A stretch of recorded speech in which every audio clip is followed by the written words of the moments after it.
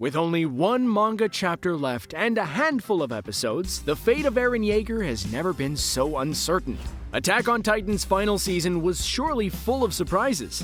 From the first few episodes throwing us right inside the Marley world with no warning, to Eren's drastic change into some sort of violent messiah, the anime has kept us fans at the edge of our seats. But one group that is still somehow mysterious to anime viewers is about to bring the Game of Thrones to a whole new level. Allow me to introduce the Jaegerists. In today's video, I'll explain who their members are, how they're structured as a rebellious group, and what their goals are in Paradis.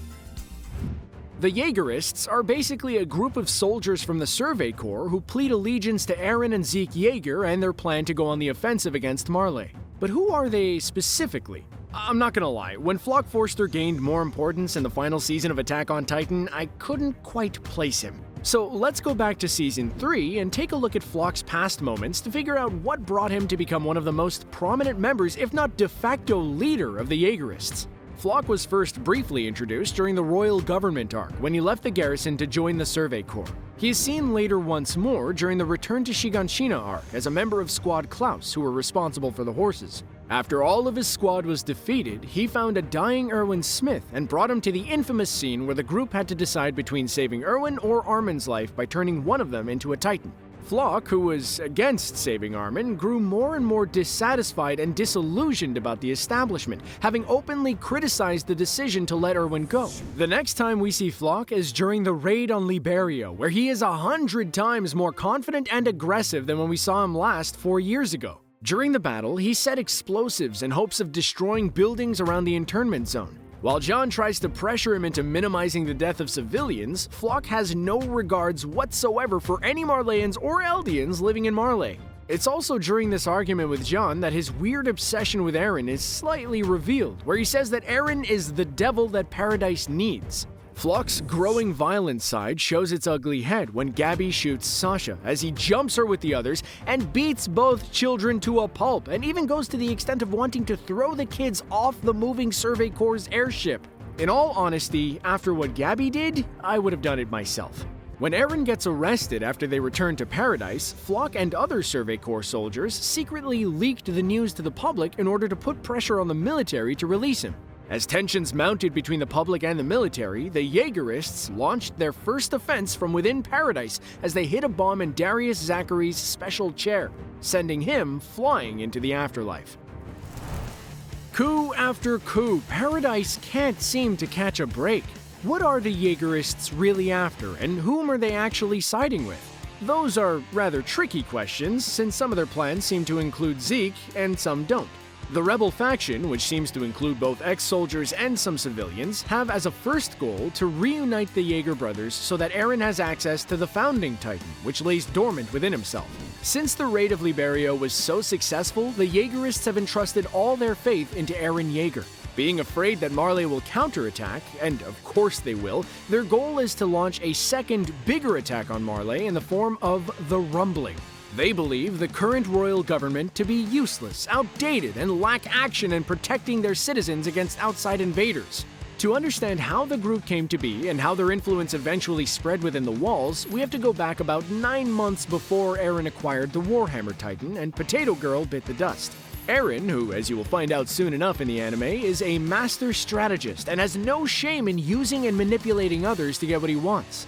So, he planted a seed in the impressionable Floch and told him all about his plan to use Zeke in order to be able to wield the Founding Titan's true powers.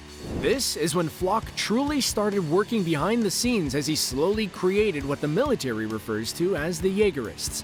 The military's first intention with Zeke was to feed him to Queen Historia Rice, but Eren and his many followers would not let that happen.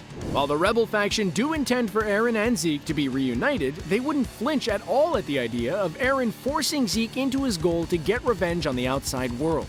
As they see Eren as a symbol of liberation for the Eldians and their only hope for the creation of a new Eldian Empire, he is all that matters for them. Everything else that stands in their way must be trampled upon. Now, this video might go into spoiler territory if you haven't read the manga, which is currently going down some weird, unpredictable path, but I will now talk about the Jaeger's plans. Yes, plans, not plan. We know now that Eren agreeing to Zeke's euthanasia plan, which would have made all Eldians sterile, was a bunch of lies. After all, Eren is not the kind of character to back down from a fight and just abandon all hope. Zeke's ideal is to have his people disappear from the world, thinking it would solve all kinds of problems for Eldians and non-Eldians alike. Eren's plan is to literally tear the world apart and show the undying power of his people. What's most interesting about this turn of events is that they're kind of both right. To some extent, cutting the bloodline of all Eldians means no more Titans would be able to be created by both Marleyans and Eldians alike. The rumbling would free Paradis's Eldians from the tyranny of the outside world, but unfortunately not from themselves. As we've seen with Historia taking the throne, and then the Jaegerists organizing a coup not too long after, every nation is pretty much into unrest. Paradis's Eldians fight amongst themselves, while the Marleyans fight other nations, which are rapidly increasing in arsenal power. And don't even get me started on the shady Azumabito, who have an eye on the island's natural reserve of iceburst stone.